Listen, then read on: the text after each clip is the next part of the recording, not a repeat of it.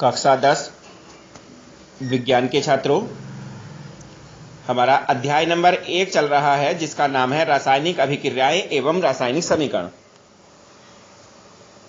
छात्रों, इस अध्याय में हम कई प्रकार की रासायनिक अभिक्रियाओं के बारे में पढ़ चुके हैं। कई प्रकार की रासायनिक अभिक्रियाएं पढ़ चुके हैं इस चैप्टर में, अध्याय में। आज हम जो पढ़ रहे हैं वो मंद तथा तीव्र अभिक्रियाओं के बारे में पढ़ रहे हैं। मंद तथा तीव्र अभिक्रियाएं। छात्रों, जैसे नाम है इसका मंद तथा तीव्र, तो इसका अर्थ निकालिएगा। मंद का मतलब होता है धीरे धीरे और तीव्र का मतलब होता है तेजी से, एकदम। तो जो शब्दों के अर्थ हैं मंद तथा तीव्र, उसी के आधार पर यहां अभिक्रियाओं का नाम रखा गया है मंद अभिक्रियाएं तथा तीव्र अभिक्रियाएं। मंद का मतलब धीरे धीरे होना, तीव्र का मतलब तेजी से होना। तो छात्रों, कुछ अभिक्रियाएं ऐसी होती हैं जिनको पूरा होने में अधिक समय लगता है और कुछ अभिक्रियाएं ऐसी होती हैं जिनको पूरा होने में बहुत कम समय लगता है। इसे हम अभिक्रिया का वेग भी कह देते हैं। अभिक्रिया का वेग भी कह देते हैं। अगर कोई अभिक्रिया धीरे धीरे हो रही है तो हम कहेंगे कि उसका वेग कम है, और यदि कोई अभिक्रिया बहुत तेजी से हो रही है तो हम कहेंगे कि उसका वेग बहुत अधिक है। तो छात्रों, इस आधार पर अर्थात अभिक्रियाओं के वेग के आधार पर अभिक्रियाओं के दो प्रकार होते हैं, एक मंद अभिक्रियाएं और एक तीव्र अभिक्रियाएं। छात्रों, मंद अभिक्रियाएं वो होती हैं जिनको पूरा होने में अधिक समय लगता है, अर्थात जिनमें अभिकारक बहुत धीरे धीरे क्रिया करते हैं। अभिकारक बहुत धीरे धीरे अभिक्रिया करते हैं, वो मंद अभिक्रियाएं कहलाती हैं। और इन अभिक्रियाओं को पूरा होने में बहुत अधिक समय लगता है।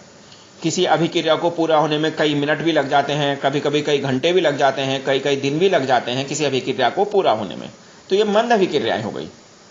छात्रों, ऐसी अभिक्रियाएं जिनमें अभिकारकों को क्रिया करने में बहुत अधिक समय लगता है, मंद अभिक्रियाएं कहलाती हैं, और इन अभिक्रियाओं को पूरा होने में बहुत अधिक समय लगता है। इसका अर्थ हुआ छात्रों, अभिकारक जब क्रिया करेंगे तो वो धीरे धीरे करेंगे और उत्पाद जो बनेगा वो धीरे धीरे बनेगा। उदाहरण है हाइड्रोजन तथा आयोडीन कि जब हम क्रिया कराते हैं तो यह क्रिया बहुत धीरे धीरे होती है और हाइड्रोजन आयोडाइड बनता है। छात्रों, हाइड्रोजन तथा आयोडीन की क्रिया जो होती है बहुत धीरे धीरे होती है और इस क्रिया के फलस्वरूप हाइड्रोजन आयोडाइड बनता है। समीकरण लिखा हुआ है H2 हाइड्रोजन हो गया जमा I2 आयोडीन हो गया, और ये HI बन गया, हाइड्रोजन आयोडाइड बन गया। और ये 2HI लिखा है तो 2HI का मतलब ये दो अणु हैं, HI के दो अणु हैं। एक अणु हाइड्रोजन का और एक अणु आयोडीन का क्रिया करा तो दो अणु HI के बन गए, हाइड्रोजन आयोडाइड के बन गए। इस तरीके से यह अभिक्रिया बहुत धीरे धीरे होती है, मंद अभिक्रिया है। सेकंड उदाहरण है एथिल एसीटेट का जल अपघटन कराते हैं हम तनु हाइड्रोक्लोरिक अम्ल की उपस्थिति में। तनु HCl की उपस्थिति में हम एथिल एसीटेट का जल अपघटन कराते हैं तो यह अभिक्रिया बहुत धीरे धीरे होती है। समीकरण लिखा हुआ है इसका CH3COO C2H5, यह एथिल एसीटेट हो गया। CH3COO C2H5 एथिल एसीटेट जमा H2O जल हो गया, और तीर के ऊपर हमने तनु HCl लिख रखा है, ये डाइल्यूट HCl हो गया, इसकी उपस्थिति है तो बन रहा है CH3COOH एसिटिक अम्ल कहलाता है ये, जमा C2H5OH एथिल एल्कोहल कहलाता है, ये बन जाएगा।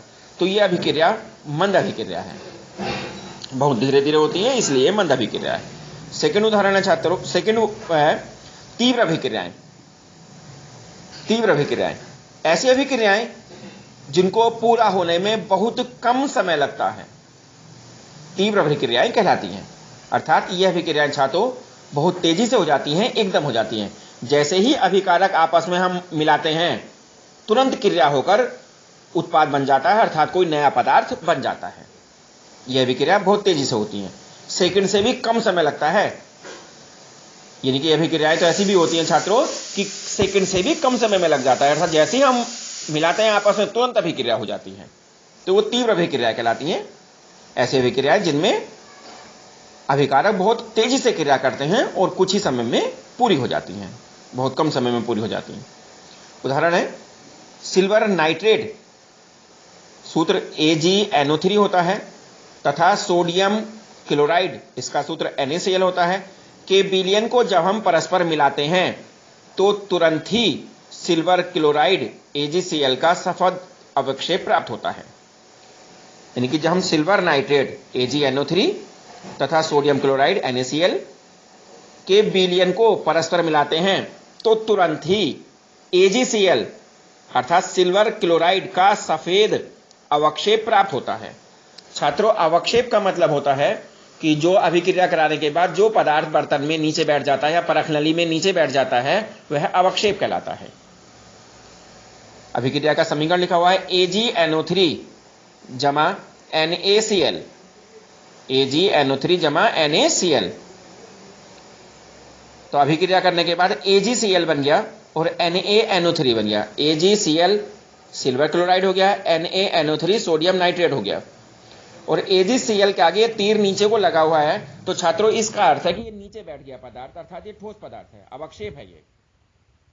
अगर ये तीर ऊपर को लगा होता है तो इसका अर्थ है छात्रों कि वह गैस है। अगर किसी अभिक्रिया में ये तीर लगा हुआ है ऊपर को, तो इसका मतलब वह गैस है और ऊपर निकल जाएगी, और ये तीर नीचे को लगा हुआ है तो इसका अर्थ है कि वह अवक्षेप है, नीचे बैठ जाएगा। तो इस अभिक्रिया में AgCl का आगे तीर नीचे को लग रहा है तो इसका अर्थ है ये अवक्षेप है। दूसरा उदाहरण है NaOH सोडियम हाइड्रोक्साइड जमा HCl हाइड्रोक्लोरिक अम्ल। जब हमने क्रिया कराई तो तुरंत ही सोडियम क्लोराइड बन गया, NaCl बन गया, और जमा H2O बन गया, जल बन गया। तो यह भी क्रिया भी बहुत तेजी से होती है, एकदम हो जाती है। सोडियम हाइड्रोक्साइड और HCl की क्रिया भी बहुत तेजी से होती है और तुरंत ही NaCl बन जाता है, सोडियम क्लोराइड बन जाता है और H2O बन जाता है। तो यह अभिक्रिया भी बहुत तेजी से होती है, शीघ्रता से होती है, इसलिए तीव्र अभिक्रिया है। तो छात्रों, आज हमने जो अब पढ़ा ये मंद तथा तीव्र अभिक्रियाओं के बारे में पढ़ा। मंद अभिक्रियाएं वो होती हैं जिनको पूरा होने में अधिक समय लगता है, अर्थात जो धीरे धीरे होती हैं, और तीव्र अभिक्रियाएं वो होती हैं जिनको पूरा होने में बहुत कम समय लगता है, अर्थात वो अचानक एकदम तेजी से हो जाती हैं।